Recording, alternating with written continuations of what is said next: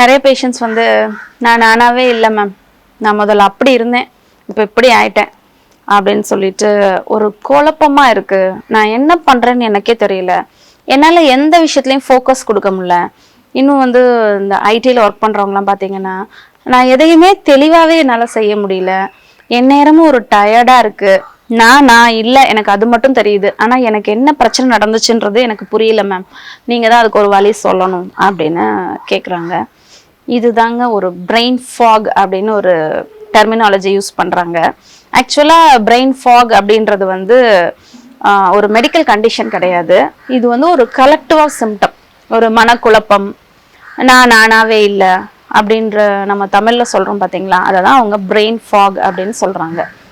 இது எதனால வருது, இது வராமல் தடுக்க நம்ம என்ன பண்ணிக்கலாம் அப்படின்றத பற்றி தான் இந்த பதிவில் நான் சொல்ல போகிறேன்.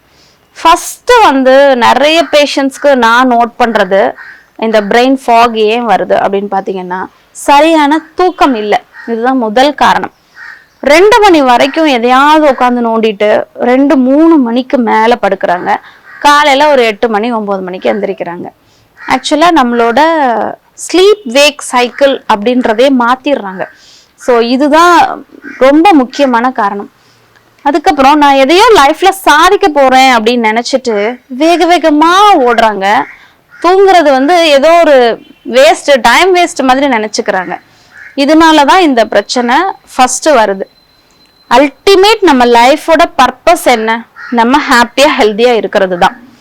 அதையே விட்டுட்டு ஏதோ ஒன்று பின்னாடியே ஓடிட்டே இருக்கும். இந்த மெட்டீரியலிஸ்டிக் வேர்ல்டில் ஃபேம் இதுக்காக பின்னாடி ஓடி ஓடி நம்ம ஹெல்த்தை பார்க்காம விட்டுறதுனால நம்ம பாடி நம்மளை அலர்ட் பண்ணுது, நீயா இரு, நீயா இல்லை, அதை உணர்ந்து மாறு அப்படின்னு நமக்கு ஒரு அலர்ட்னஸ் கொடுக்கறது தான் இந்த குழப்ப நிலை. அடுத்தது ஸ்ட்ரெஸ் வந்து இப்போ இருக்கிற யாருக்குமே ஸ்ட்ரெஸ் சொல்ல முடியாத அளவுக்கு இருக்கு.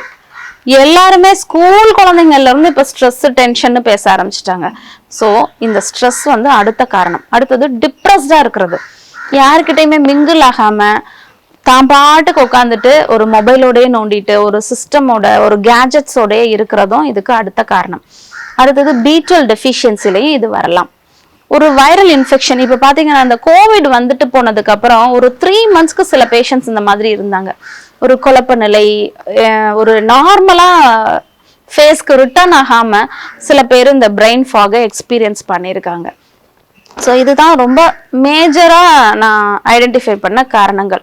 ஃபர்ஸ்ட் வந்து தூக்கம் சரியா இல்லாதது, டிப்ரெஸ்டா இருக்கிறது, ஸ்ட்ரெஸ்ஃபுல்லா இருக்கிறது, B12 டெஃபிஷியன்சி, அப்புறம் ஒரு வைரல் இன்ஃபெக்ஷன், மல்டி டாஸ்கிங் பண்றது. கடைசியா மல்டி டாஸ்கிங், அதாவது ஒரு பிஸ்னஸ் பண்ணாங்கன்னா அதுல மட்டும் ஒரு ஃபோக்கஸ் கொடுக்கறது இல்லை, பேரலா நிறைய விஷயங்களை ஒரே நாள்ல அலோகேட் பண்ணிக்கிறது. ஸோ அதனால என்ன ஆகும்னா, ஐயோ என்னால் இந்த விஷயத்த செய்ய முடியல, ஐயோ என்னால் இந்த விஷயத்த செய்ய முடியலன்னு சொல்லிட்டு அவங்க வந்து ஸ்ட்ரெஸ்ஃபுல் ஆக்கிக்கிறது. இதுவும் ஒரு காரணம்.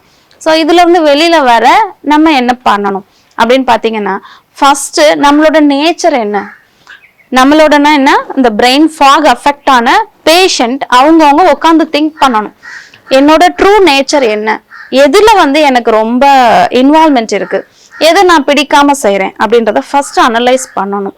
பிடிச்ச விஷயங்களை செய்யுங்க, பிடிக்காத விஷயங்களை உதறி தள்ளுங்க. தேவைப்பட்டா அதை செஞ்சுதான் ஆகணுன்ற நிர்பந்தம் இருந்துச்சுன்னா அதையும் அடாப்ட் பண்ண, அக்செப்ட் பண்ண கத்துக்குங்க. இதை பத்தி ஏற்கனவே ஸ்ட்ரெஸ் மேனேஜ்மெண்ட்ல சொல்லியிருக்கேன்.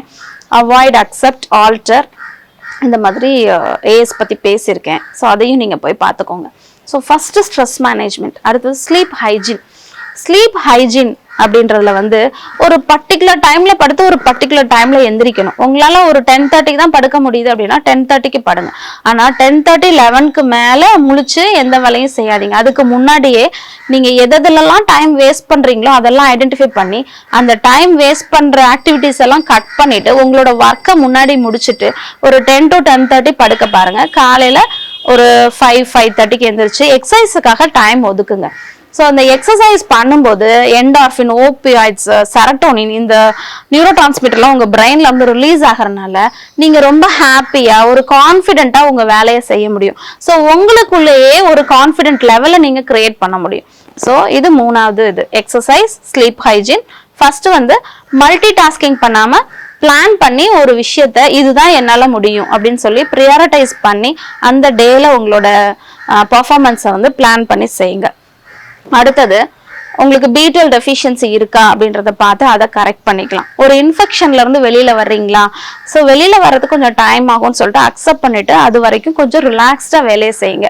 ஒரு இன்ஃபெக்ஷன் வந்திருக்கு அப்படின்னா ஃபுல் ஃபிளெஜ்டா போய் உங்க வேலையில இறங்காதீங்க. இதுக்கு முன்னாடி உங்க கெப்பாசிட்டி வேறவா இருந்திருக்கும். ஒரு இன்ஃபெக்ஷனுக்கு அப்புறம் உங்களோட கெப்பாசிட்டி கொஞ்சம் குறைஞ்சிருக்கலாம்.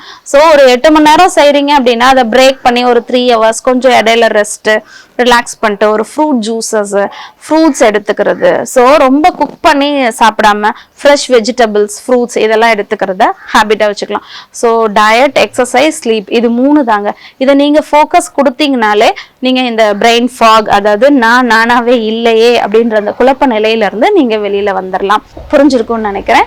நன்றி, வணக்கம். மூளை நரம்பியல் குறித்து மருத்துவர் வேணி அவர்கள் எழுதிய தலைவலியே உன் முகவரி என்ன மற்றும் மூளை எனும் மூலவர் பக்கவாதத்தையும் வெல்லலாம் என்ற 2 புத்தகத்தின் வழியாக விரிவாக தெரிந்து கொள்ளலாம். புத்தகம் தேவைப்படுபவர்கள் ராக்ஃபோர்ட் நரம்பியல் மையத்தை தொடர்பு கொண்டு பெற்றுக்கொள்ளலாம்.